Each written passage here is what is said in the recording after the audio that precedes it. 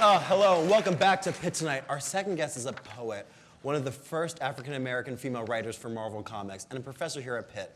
Please give a warm welcome to Yona Harvey.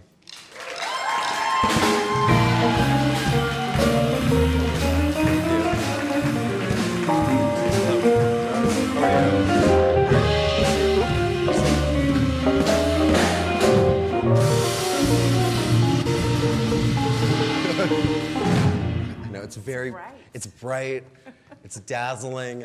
I came to the big city of Pittsburgh to have all my dreams come true.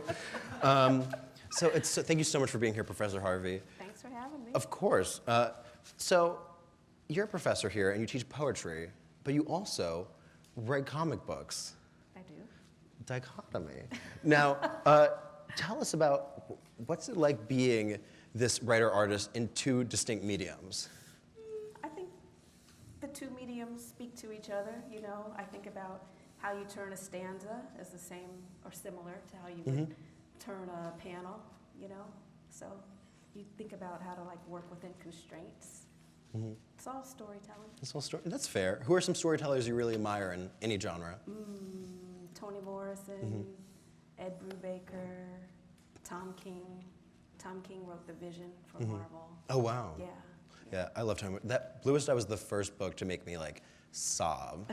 It was that scene. There's this horrible scene in it in the movie theater with the candy, and there just was something about that just everything else in the book was also incredibly. It's not a happy book, but it's really beautiful. But there was something about the candy. And This is good. I like it when young people confess about crying. This is good. Hey, I do that a lot here. When you write poetry, what's your process like? Do you put on some music? What do you do to get in the headspace for that? And is it different than your headspace for writing comics? Yeah, so when I'm writing comics, I can listen to a ton of music. It sets the mood, it's good, it's not distracting at all. But when I write poems, I need silence. I feel like the music is intrusive. My poetry writing is, very musical. Oh, really? Yeah. So I don't like the music to get in my way. That's so interesting. So we were talking earlier, and you said you end up everywhere by accident. What do you mean by that?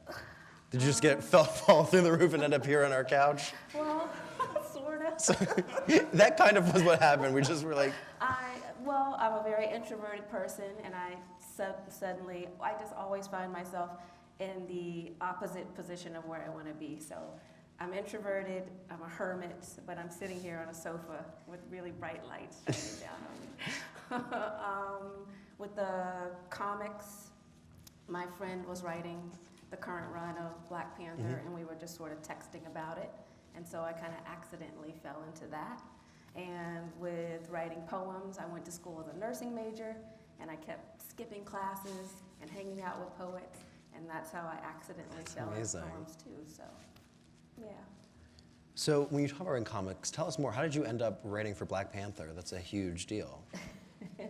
Well, the short version is that my friend Ta-Nehisi Coates was doing, what is the current run, and we were just sort of texting, and I was telling him how much I loved it, and he was like, do you want to write comics? And I texted back, of course, thinking someday. Right. And he meant right. Oh, okay. And so it just kind of went off from there. Literally within 24 hours, I started to get all this Marvel paperwork. What's that? Is it just incredibly litigious Disney? It's very scary. It's very intimidating. I mean, I guess you can't talk about it then. It's true. You can't. So. But what we can talk about then is what you do write, and you write. What goes into creating a hero? You think that people see themselves in? It's a very. How do you build a character that people can look up to, and that makes a good hero? Well, maybe it's easier today because people are so vocal on the internet, and I feel like we're more connected. I have a lot more ideas about what people are interested in. Of course, I could toss ideas off with my kids. So, I just use feedback. It's great to teach at Pitt, to be around people who are younger than me. I can, hear what their obsessions are. Kind of build it that way. Right. So That's one way. it is.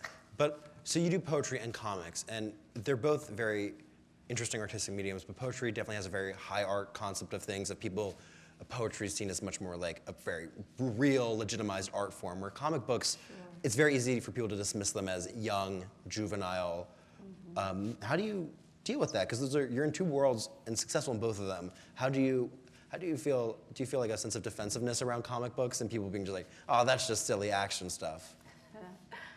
Sometimes I feel a little defensive about it. I think some people are a little bit snobby in their capital L literary with their black berets and tight black turtlenecks. You know, that, but Just copies of like Soul Pancake, just like, ooh.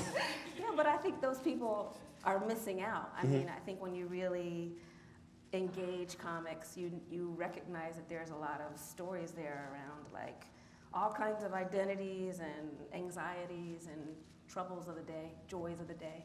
So, Who are some superheroes you look up to personally? Do you ever look up to that? Like, do you ever write a character like, I can learn something from this person? Or have you ever read a comic and been like, oh, this person has something going for them? well, yeah, of course. When I worked on Black Panther and the crew, I loved writing for Luke Cage, Storm, of course, and Zenzi, who's the villain who I wrote for. She was I modeled her a teeny tiny bit off of Winnie Mandela. So Okay. yeah. That's interesting. But if you were to have a superpower, what would it be? Should I say? Whatever you want. Maybe invisibility. Okay. That's always my go-to. But yeah. That's a good one. Like, be stealth. So just going back to the comic book industry, you're one of the first African American women to write for Marvel. What do you think the importance of representation is in industries that are perceived to be, like, when I think of comic book readers, I think of like young kids and like middle-aged 30-something white guys who don't have a lot going for them. Like, not in a mean way, but like I kind of don't think of, it's a very much how I perceive it, but that's not accurate at all to who the readership is. Right. But it's very much seen in our society of like, oh, well, that's who probably like goes to the comic book store, or like. Yeah, I think people have to accept that, the readership really does reflect the country, so I think it's important for the characters to reflect where we live, our neighborhoods, our cities, wherever, so that's a big deal for me. That's beautiful. So we're about to wrap this up, but do you have anything you want to plug? Anything, your class, anything that people we have to read? Well, I definitely want to plug my class. I'm teaching comic script writing next fall, so if you're interested in writing comics, you should register. And my book, You Don't Have to Go to Mars for Love, that's my second poetry book. Well, what's your first one? Hemming the Water. Okay, so check that out. Where can people buy that?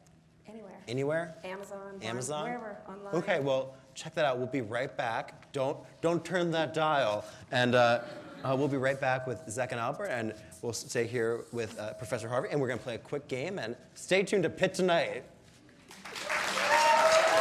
Thank you so much.